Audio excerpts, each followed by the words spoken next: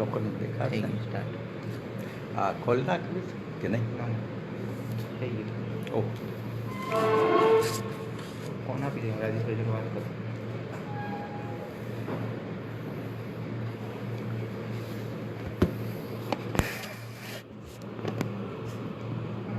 થઈ ગયું. इतिहास संकलन समिति की ओर से जो वेबिनार चल रहा है, व्याख्यान श्रेणी में आज मैं गुजरात में 1857 का स्वातंत्र्य समर, इस विषय पर कुछ बातें करना चाहूँगा। इसलिए भी करना चाहूँगा कि इतिहास अपने आप में एक जीवंत प्रेरणा होता है। रेनेना नाम के बहुत बड़े इतिहासकार ने कहा था कि प्रत्येक राष्ट्र का एक आत्मा होता है और आत्मा के साथ साथ उसका जो यात्रा उसकी, वही उसको जीवंत स्वरूप देती है। भगिनी निवेदिता का एक बहुत बड़ा वाक्य है, विधान है। उन्होंने कहा था कि कोई भी देश, कोई भी राष्ट्र, कोई भी समाज ऐसे ही अकेले वर्तमान के पिंजरे में बंद नहीं रह सकता। अतीत की पगडंडी पर से निकलकर वर्तमान के राजमार्ग पर पहुंचकर उनको भविष्य के पथ पर पहुंचना है। तो ये कंटिन्यूटी है, एक सातत्य है। इसी सातत्य के आधार पर हम इतिहास का मूल्यांकन कर पाएंगे। इतिहास केवल फुटनोट, संदर्भ और केवल शुष्क चर्चा का विषय नहीं है। वो समाज जीवन का आईना है और उसी आईना उन्हें अपने जीवन की प्रेरणा देता है। अब गुजरात में 1857, ये भी एक बड़े आश्चर्य की बात बहुत लोगों को लगती होगी। वास्तविकता ये है कि हमारे यहाँ संपूर्ण इतिहास लिखा नहीं गया। या तो लिखा गया तो 1857 के जो सेनापति थे, ब्रिटिश सेनापति, और जिन्होंने पश्चिमी नज़र से भारत को देखा, उन लोगों का इतिहास उपलब्ध है और उन्हीं के आधार पर हमारे देश के बहुत से इतिहासकारों ने भी यही किया। परिणाम ये आया कि हमें अधूरा इतिहास मिला और अधूरे इतिहास के साथ साथ हमने अपनी आत्मविस्मृति को जोड़ दिया। ये बहुत बड़ी गंभीर बात है और इसी कारण लोगों को पता नहीं है गुजरात में भी 1857 का स्वातंत्र्य संग्राम हुआ था। किसी को ये भी पता नहीं है कि 10,000 लोग गुजरात में 1857 में उनकी आहुति दी थी। लोगों को ये भी पता नहीं है कि गुजरात के 100 गांव, लिख लीजिए, अंडरलाइन में करता हूँ, 100 गांव वो ब्रिटिश सैन्य ने जला दिए थे। वहाँ से बस्ती भाग निकली थी, कोई मरा भी था। और तीसरी बड़ी महत्वपूर्ण बात यह है कि जो प्रचार किया जाता है कि 1857 का तो विप्लव, वो विप्लव नहीं था, फितूर था। उर्दू शब्द है, ब्रिटिशरों ने फितूर शब्द का प्रयोजन किया है, रिवोल्ट नहीं, म्यूटिनी कहा है। और सिपाहियों में असंतोष था, इसलिए ये हुआ, इस प्रकार का वर्णन किया गया। वास्तविकता ये नहीं थी। वास्तविकता ये भी नहीं थी कि ये केवल राजा रजवाड़ा और बाकी सब बड़े जमींदारों का ही करिश्मा था, उनके असंतोष के कारण ये विप्लव हुआ था, ये भी नहीं था। ये विप्लव सामान्य आदमी का भी विप्लव था। गुजरात के उदाहरण लें तो गुजरात में बारिया, कोली, भील, नायका, ठाकर, पटेल, वाघेर, संधी, पठान, क्षत्रिय, ब्राह्मण, इतने लोगों ने इसमें हिस्सा लिया। और इसी समुदाय के आधार पर ये सशस्त्र विप्लव केवल 1857 में नहीं, 1820 से शुरू हो गया था। द्वारका और ओखा के जो वाघेर समुदाय था, उसने 1820 से जो संग्राम शुरू किया और 1857 के बाद उत्तर भारत में जब ये विप्लव विफल हुआ, तब भी गुजरात में ये दीर्घ अवधि में चला। तो ये विप्लव को फितूर समझाया न जाए। और इसी प्रकार यदि हम देखते हैं तो 200 से ज़्यादा जगह गुजरात के उस पर ये विप्लव हुआ। लोग निकले, हथियार लेकर निकले और उन विप्लवियों ने जो काम किया, ये एक बहुत बड़ी ऐतिहासिक घटना थी। 167 वर्ष के पूर्व इसी जून महीने में, मई से शुरू हुआ था, लेकिन इस जून में भी जो अग्नि ज्वालाएं निकली, उनका एक दृश्य इस प्रकार है। 167 वर्ष के पूर्व जून महीने में अहमदाबाद के लश्करी कैंटोनमेंट में कुछ सिपाहियों को कतारबद्ध खड़ा किया जाता है। उनके सामने तोपें दागी जाती है, फांसी का फंदा भी है और बंदूकें भी है। क्या गुनाह था इन सिपाहियों का? इन सिपाहियों ने ब्रिटिश सरकार के खिलाफ विद्रोह किया था। 7वीं मराठा रेजिमेंट वो अहमदाबाद में थी और अहमदाबाद से ये निकली थी। अहमदाबाद के निकट एक राजपुर नाम का एक छोटा सा गांव है, वहाँ भी विप्लव हुआ था, ग्रामजनों ने किया था और इन बगावती लोगों को पकड़कर बाद में घोघा नाम के गांव तक ले जाया गया। अब क्यों घोघा ले जाया गया, इतिहास में इन विगत इसकी कहानी नहीं है, लेकिन घोघा में बहुत बारिश हुई उस दिन। इरादा ऐसा था कि घोघा में उनको फांसी दी जाए, तोप के गोलों से उड़ाया जाए। ये नहीं हुआ तो फिर वापस ले गए आए और फिर वापस लेकर 14 सितंबर 1857 को अहमदाबाद के कैंटोनमेंट क्षेत्र में उन सभी को तोपों के गोलों से उड़ा दिया गया। बाकी जो बचे उनको फांसी दी गई। इससे भी बाकी बचे तो उनको मारकर कत्लेआम की गई। ये सभी छोटे बड़े लोग थे जिन्होंने भारत की आज़ादी के लिए काम किया था। इनका इरादा था कि पूरे देश में ब्रिटिश सल्तनत निकल जाए, फिरंगियों को निकालो। ये जिस प्रकार 1942 में अंग्रेजों भारत छोड़ो इस प्रकार का नारा था, 1857 में फिरंगियों को देश से निकाल दिया जाए, ये नारा था। उस नारे के साथ साथ जो नेतृत्व था, नाना साहेब पेशवा थे, झांसी रानी लक्ष्मीबाई थी, कुंवर सिंह थे, बहादुर शाह जफर थे, अवध की बेगमें थी, तात्या टोपे और रंगो बापू जी जैसे चुनिंदे विद्वान होते हुए भी योद्धा थे। इन लोगों ने तय किया कि गुजरात में भी बहुत बड़े हिस्से में बहुत बड़े व्यापक ढंग से विप्लव हो जाए। इस विप्लव के लिए उन लोगों ने सोचा भी था कि अहमदाबाद से बड़ौदा और उससे पहले दक्षिण गुजरात, बाद में पंचमहाल और सौराष्ट्र, इन सभी क्षेत्रों में एक साथ विप्लव की एक चिंगारी प्रकट की जाए। कौन थे ये लोग? गुजरात के इतिहास के पन्नों पर ये नाम नहीं है, लेकिन जो थे वो बड़े साहसिक थे।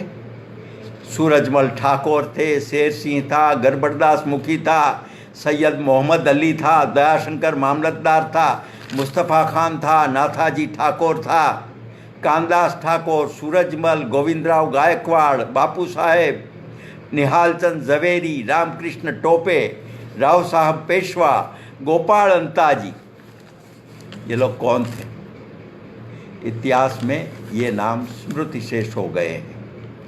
ये कोई बड़े जमींदार नहीं थे, सामान्य आदमी थे, और फिर भी और ब्राह्मण थे, संधी थे, मुस्लिम थे, पटेल थे, बनिए थे। इन लोगों के नाम हमारे पाठ्य पुस्तकों में कहीं नहीं है, लेकिन बहुत बड़ी लड़ाई की, और इनमें से कुछ लोगों को पग में दंडा बेड़ी के साथ अंडमान निकोबार की काल कोठरी में जन्मठीक की सजा सुना दी गई, और ये कभी वापस नहीं आए। कौन थे वो? एक गोपाल कृष्ण थे, दूसरा शंभू दौलत था, कोई कड़ी का था, कोई बड़ौदा का था, कोई द्वारका था, कोई अहमदाबाद का था। एक मुरलीधर बापूजी थे। उनके जो जजमेंट जो आया, फैसला आया, उसमें आशंका है कि ये मुरलीधर बापूजी नाना साहेब पेशवा के एक बहुत निकटवर्ती आदमी थे।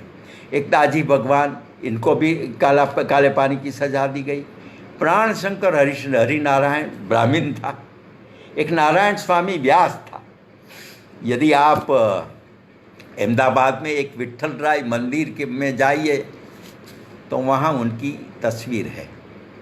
ये उनका पुजारी था, और उन्होंने तय किया था, संकल्पबद्ध हुए थे कि हम यहाँ से निकालेंगे।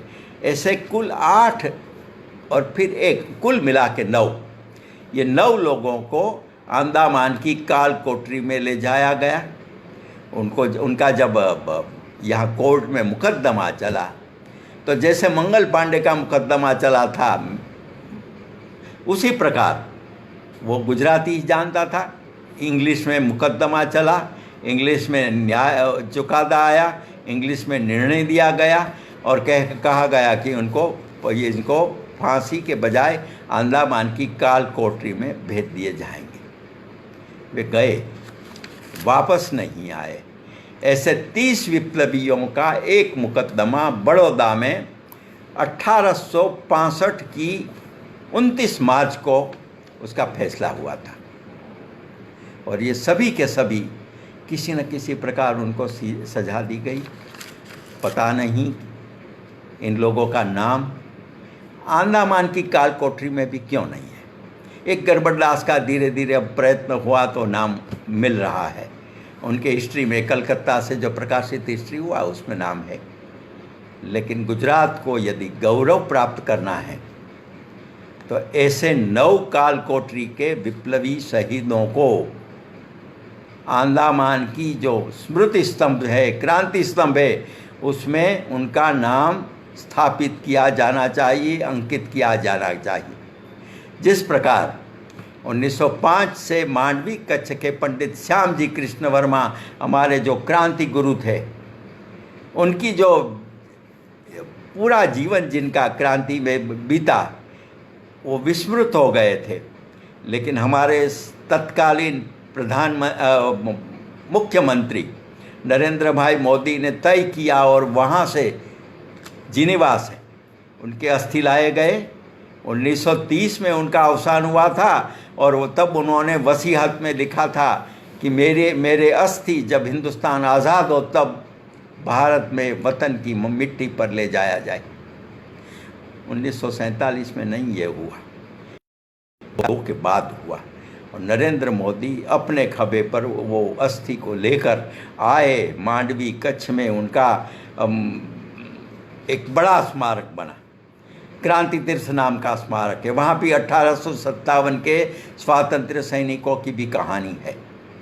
तो जिस प्रकार श्याम जी, इसी प्रकार गड़बड़दास, मुखी से लेकर सभी लोगों का अंडमान में भी क्रांति तीर्थ में उनका नाम शामिल होना चाहिए। दूसरी एक घटना भी मुझे कहनी है।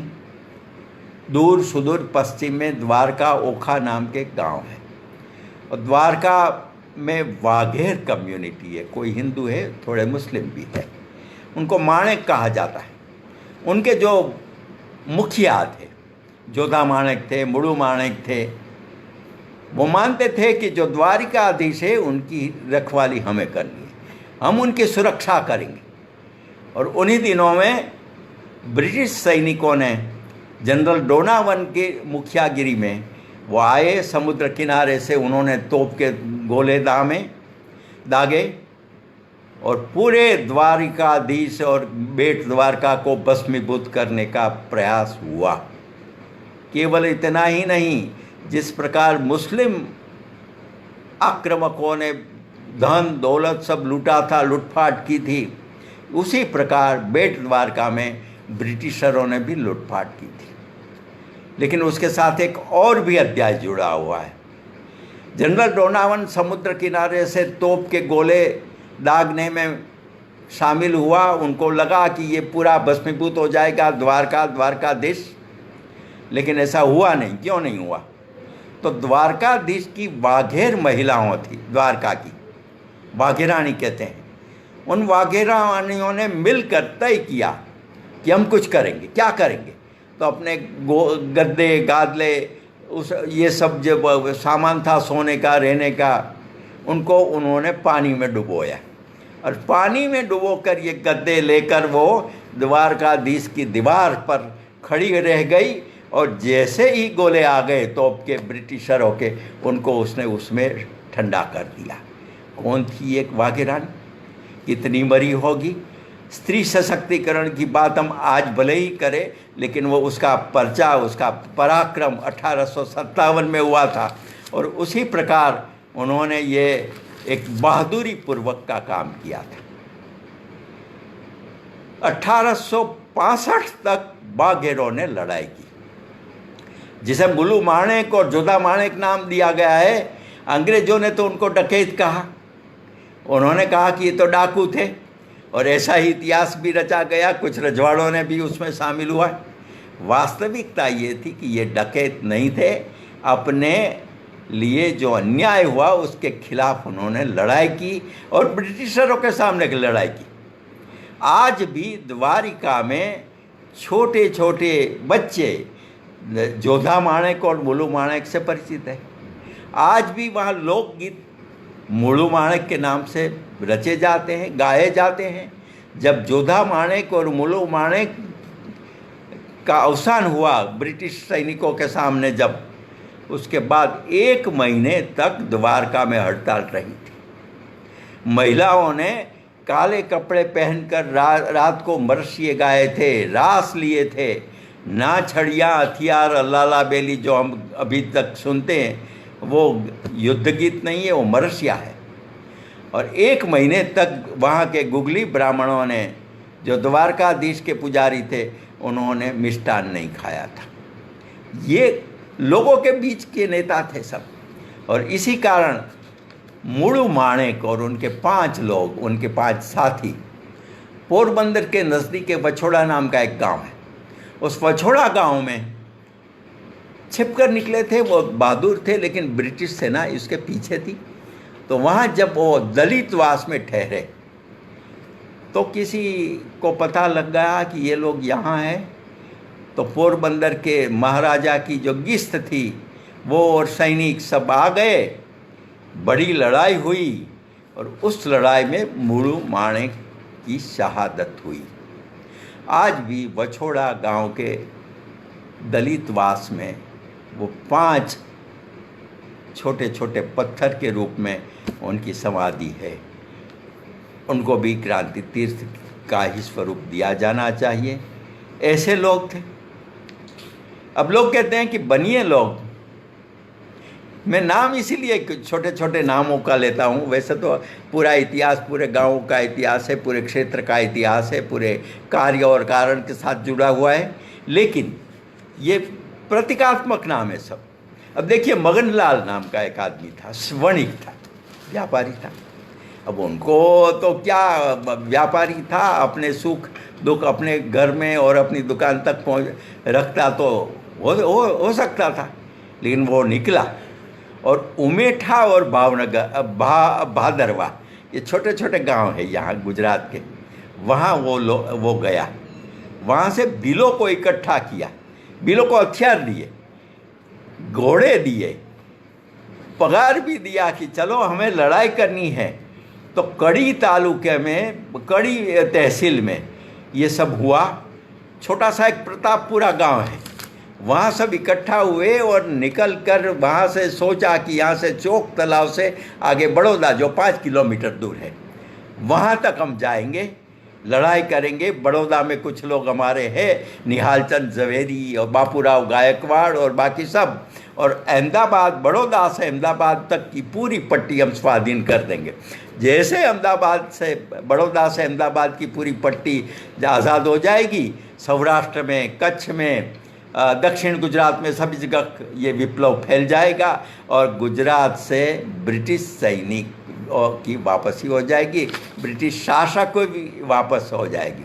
इसका कारण था पूरे हिंदुस्तान में जिस प्रकार की रणनीति बनी 1857 की, दुर्भाग्य से विप्लव जरा जल्दी हो गया। जो तारीख तय हुई थी ऐसे ही रास बिहारी बोस की गद्दर मूवमेंट ने जब ऐसा विप्लव का निश्चय किया था तब भी यही हुआ था। तो हमारे कुछ दुर्भाग्य भी हैं इतिहास के। तो ये जल्दी हो गया। मंगल पांडे ने जल्दी से शहादत वोहरी ली।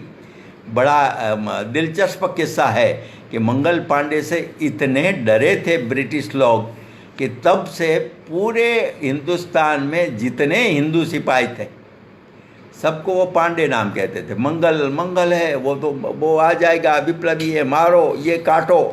तो सबके नाम मंगल पांडे हो गया था।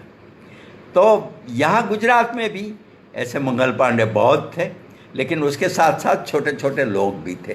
कोई मुखी था, कोई ब्राह्मण था, कोई कर्मकांडी था, कोई पुलिस था, कोई कर्मचारी था, कोई साधु था।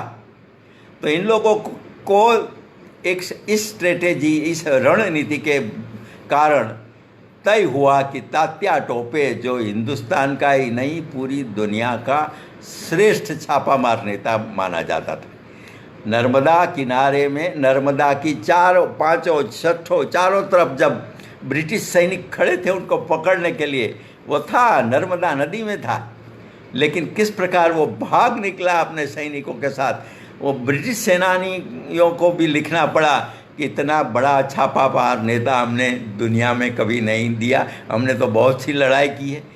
ये तात्या टोपे 1857 के उत्तरार्ध में सोच रहा था कि गुजरात में कुछ हो सकता है। देखिए, गुजरात कायम के लिए हिंदुस्तान के लोगों की नज़र में रहा है। क्रांति होगी, परिवर्तन होगा, नया परिवर्तन होगा, ये सब गुजरात में ही हो सकता है, ऐसा पूरा भरोसा देश के लोगों को भी था। तो तात्या टोपे ने तय किया कि हम गुजरात में जाएंगे। वो छोटा उदयपुर से लेकर वो आया भी सही, राजपीपला, छोटा उदयपुर, बाकी सब जगह वो आने के बाद वो मही काठा और पंचमहाल तक पहुंचने की उनकी पूरी योजना थी। उनका विचार ये था कि यदि एक बार बड़ौदा पहुंचा जाए। अब उन दिनों बड़ौदा के महाराजा के बारे में ब्रिटिशरों को विश्वास नहीं था। उनको लग रहा था कि ये नेपथ्य में कुछ विप्लवियों को मदद कर रहे हैं। उनके गायकवाड़ परिवार के एक बापूराव गायकवाड़ तो विप्लवी था ही, लेकिन इसीलिए ब्रिटिशरों ने तय किया कि तात्या टोपे को बड़ौदा तक पहुंचना न दिया जाए। ये हुआ। तो उसी तात्या टोपे को साथ में लेकर मध्य गुजरात और उत्तर गुजरात में जो लड़ाई की गई, इसके अध्याय बहुत रोमांचक अध्याय। उसमें एक मगनलाल भूखंडदास था, बनिया था, जो जिसका बात हमने बाद में कहा। समऊ नाम के एक छोटे से गांव की स्कूल में आज भी उनकी समाधि है। छोटा सा एक पत्थर डाल दिया है, लिख दिया गया है ये पंक्ति, वास्तव में और कुछ नहीं है, लेकिन वहाँ वो शहीद हुआ था। उसके साथ साथ और भी थे। गरबरदास मुखी, ये दूसरा एक बड़ा नाम था। आणंद का मुखी था वो, और आणंद में विप्लव, अंग्रेज़ों को उन्होंने त्राहिमाम मचा दिया गया था। अपनी शादी हो रही थी तब उन्होंने शादी के बाद तुरंत ये विप्लवियों की सेना का नेतृत्व किया था।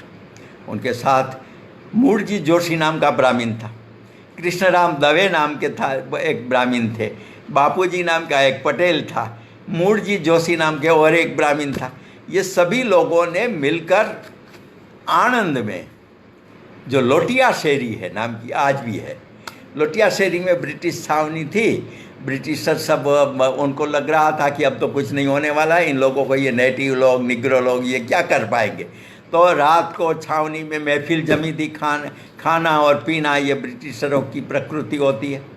तो वो कर रहे थे, सब बीबी बच्चे सब थे।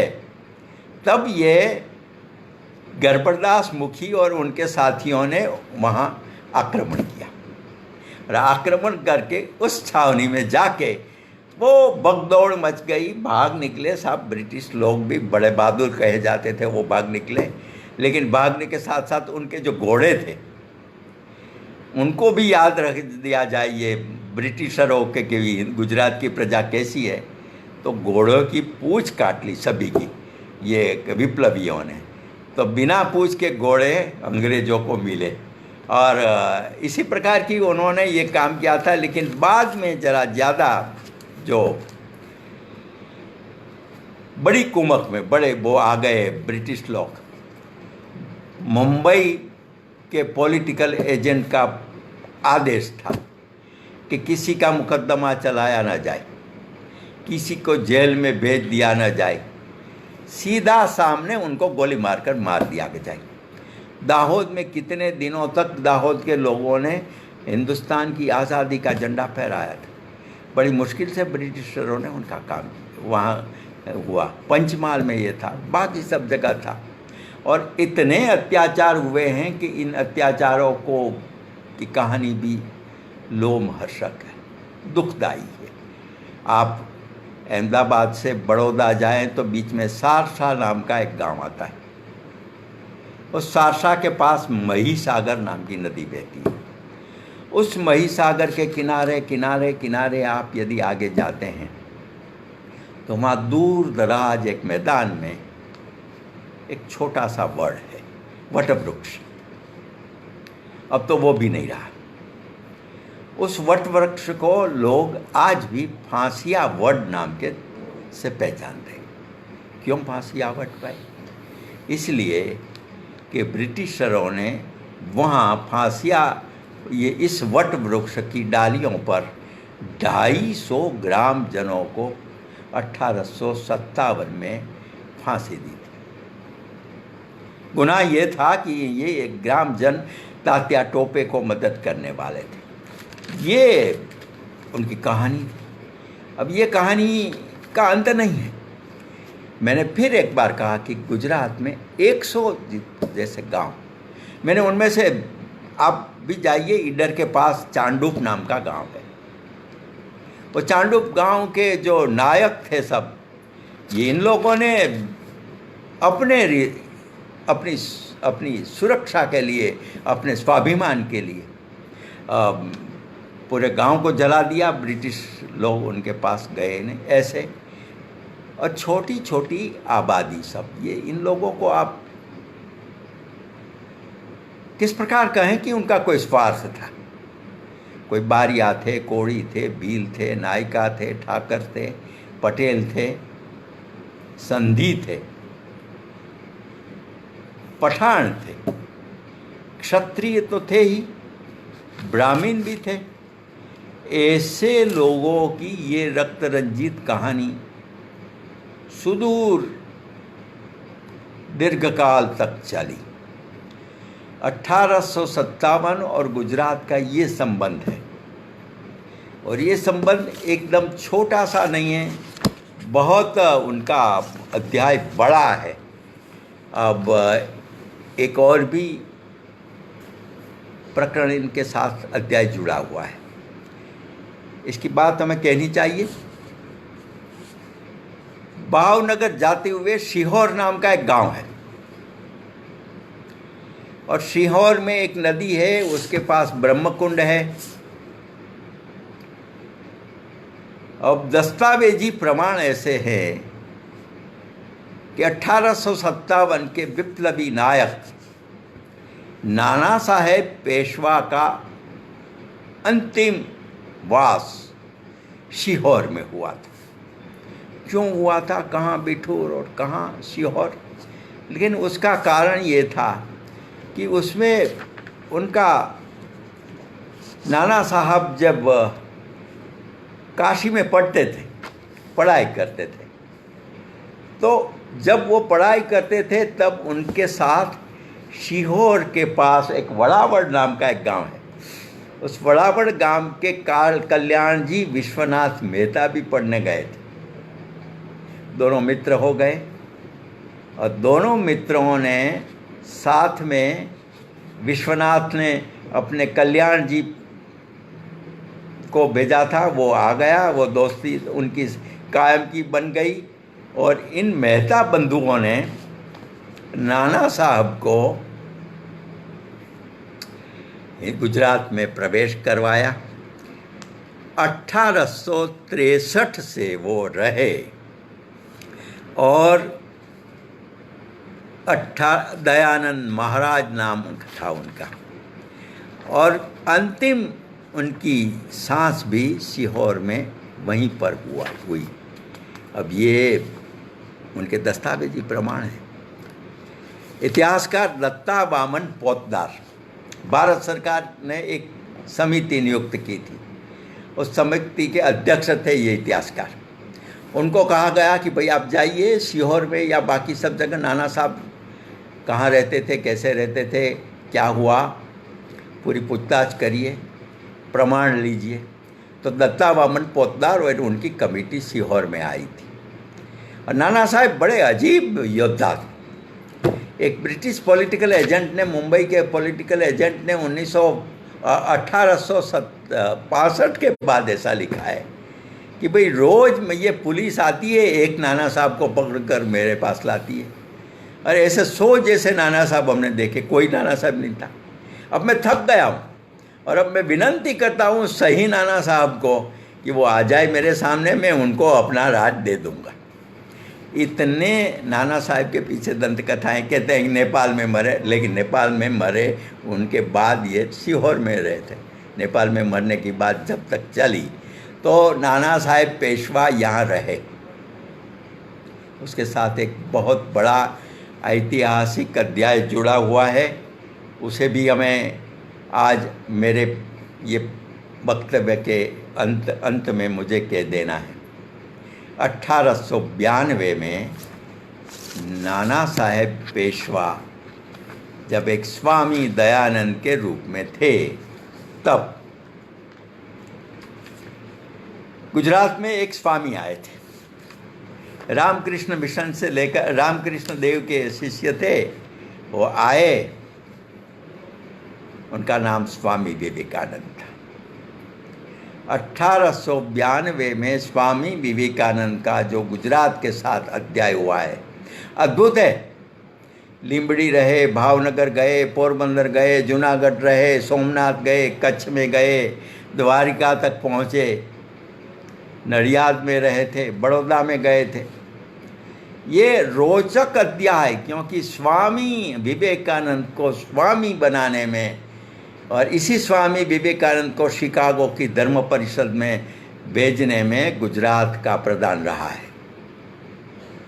मैंने इस विषय पर एक नोवेल लिखी है, उपन्यास लिखा है, उत्तिष्ठित गुजरात। जिनको उनमें दिलचस्पी है वो उनको पढ़ना चाहिए। लेकिन मुझे बात ये कहनी है कि भावनगर के महाराजा ने, जब महाराजा को स्वामी विवेकानंद ने कहा कि अब मुझे निकलना है, जाना है, अब भारत गुजरात भ्रमण में और भी बाकी है सब, तो ये तो ठीक हुआ, भावनगर से वो निकले। लेकिन महाराजा ने, अब ये कहते हैं लोकोक्ति, ये दंत कथा है, लेकिन सही बात के वजूद कुछ भी है उसमें। महाराजा ने कहा कि आप सीहोर जाइए। वैसे महाराजा राजभक्त थे, उन्होंने ब्रिटिशरों के साथ भी उनका अच्छा संबंध था। फिर भी उन्होंने कहा कि आप एक बार सीहोर जाके फिर आगे बढ़िए। नाना साहब सीहोर गए, वहाँ ये योद्धा सन्यासी स्वामी विवेकानंद सीहोर गए। सीहोर में योद्धा स्वामी नाना साहब, स्वामी दयानंद वीरेंद्र ऐसे नाम से बैठे थे, उनको वो मिले। ये दो योद्धा स्वामी का मिलन कैसा हुआ होगा, इतिहास के खंडहरों में हमने उस घटना को खो दी है। लेकिन वास्तविकता ये है थी कि उन दिनों में जो जिस प्रकार की एक ऐतिहासिक घटनाएं बनती थी, उसको हमें पुनः एक बार इतिहास कथन के द्वारा, और केवल इतिहास कथन नहीं, इतिहास लेखन के द्वारा भी उसको हमें प्रस्तुत करनी चाहिए। गुजरात के क्रांति तीर्थ नाम का एक मेरा और मेरी स्वर्गस्थ पत्नी आरती का ग्रंथ है। 101 स्थान है गुजरात में जिसमें विप्लव की अलग अलग प्रकार की 1857 से 1947 तक की कहानियाँ पढ़ी। आदरणीय नरेंद्र भाई ने और मोरारी बापू ने उनका विमोचन अहमदाबाद में किया था इस ग्रंथ का। तो ऐसी घटनाओं का केवल एक ग्रंथ से वो पर्याप्त नहीं होता। मैं चाहता हूँ कि गुजरात सरकार, मैं चाहता हूँ कि इतिहास संकलन समिति, मैं चाहता हूँ कि इतिहास की अलग अलग संस्थाएं सब मिलकर गुजरात में 1857 इसके प्रमाणभूत दस्तावेजों के साथ एक बड़ा ग्रंथ बनाया जाए। ये होना चाहिए। मुंबई सरकार ने ब्रिटिश सरकार के दौरान स्वातंत्र संग्राम के ऐसे ग्रंथ किए थे। गुजरात को भी ये करना चाहिए और बहुत जल्दी करना चाहिए, क्योंकि अब ये अवशेष नष्ट हो जाते रहे। नवसारी में, दुधिया शेरी में तात्या टोपे रहे थे, इसके भी प्रमाण हैं। रंगोजी बापूजी गुजरात में ठहरे थे, ये भी प्रमाण है। तो ऐसे बहुत से प्रमाण हैं। उस प्रमाण के साथ साथ हमें आगे बढ़ना चाहिए, तो इसी एक जीवंत इतिहास का निर्माण होगा, पुनः लेखन होगा। आपको मैंने कहा था कि जैसे द्वारिका में महिला वाघेरानियों ने जिस प्रकार का बलिदान दिया, ठीक उसी प्रकार आणंद की जो लालबा पटलानी, वो गरबड़दास मुखी की पत्नी थी, युवा थी, कई सपने आँखों में थे। उनको तो बाद में पता किया गया कि तुम्हारे पति को अंडमान की काल कोठरी में भेज दिया गया है। ये युवा महिला पत्नी, वो उनको लगा कि मुझे मेरे पति को छोड़ाना चाहिए, लेकिन किस प्रकार करें? ऐसे विप्लवी को छोड़ा भी कैसे जाए? कौन करेगा? तो किसी ने कहा कि मुंबई में पॉलिटिकल एजेंट है, उसके हाथ में सत्ता है ही। कल्पना करिए कि जिस तब वाहन व्यवहार नहीं था, ट्रांसपोर्टेशन नहीं था, और उस ऐसे हालात में ये लालबा आणंद से कितने दिनों के प्रवास के बाद मुंबई पहुंचती है। वहाँ पता लगाती है कि पॉलिटिकल एजेंट का बंगला कहाँ है, मकान कहाँ है। वहाँ जाती है, सिक्योरिटी वाले रोकते हैं, वो बाहर बैठती है। उनको भूख तरस से भी वो बैठी रहती है।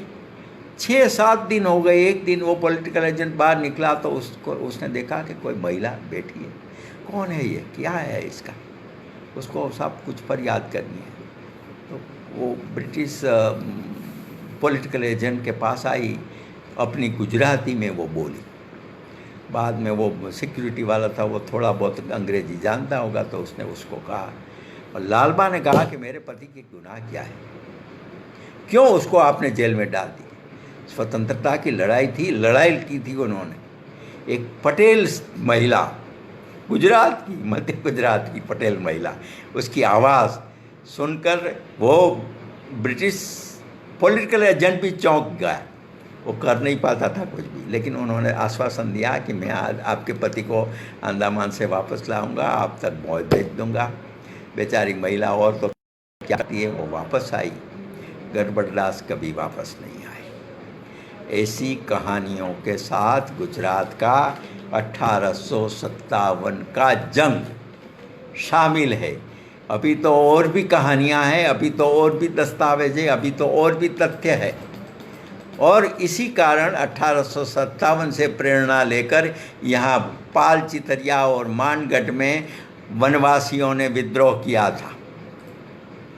उसी के आधार पर आगे वडनगर में भगत सिंह, सरदार भगत सिंह के साथी भगवती चरण वोरा जो थे, वहाँ के प्रपितामह थे, उन्होंने वहाँ जाके लाहौर में जाकर लड़ाई की थी। इसी 1857 से प्रेरणा लेकर छगन खैराज वर्मा नाम का पोरबंदर का एक लड़ायक आदमी फ्रांस में पहुंचा था, कनाडा पहुंचा था, और कनाडा में उन्होंने गद्दर नाम का एक अखबार चलाया था, और फिर एक बार विप्लव करने की कोशिश की तो सिंगापुर में उसे फांसी दी गई थी। ये तो मैंने कुछ ही उदाहरण दिए, लेकिन ऐसी अनगिनत कहानियों के साथ हमें देखना होगा कि हमारा इतिहास का पुनर्लेखन होना चाहिए। इतिहास समिति ने इस संकल्प से ये व्याख्यानमाला शुरू की, तो बहुत बड़ा अच्छा लगा ये, और मुझे आप तक पहुंचने का आपने जो कहा, प्रयत्न किया, आपने मुझे सौभाग्य मिला, इसके लिए भी मैं आभारी हूँ। यहाँ भी मेरे सामने हसमुख ठाकर ने एक नाम लिखा है, दुर्गा बाबी, ये भी हमारी रणचंडी थी, नागर ब्राह्मण थी, और ज़िंदगी के अंतिम दिन स्वाधीनता के बाद भी गुजारे थे, बहुत मुश्किल से गुजारे थे। वो भगवती चरण वोरा की पत्नी थी, भगत सिंह के सब साथी थे, और भगवती चरण वोरा, इनकलाब जिंदाबाद जो नारा है वो भगवती चरण वोरा का था, भगत सिंह ने उसको अब प्रचलित किया। ऐसे थिंक टैंक भी हमने पैदा किए थे। धन्यवाद।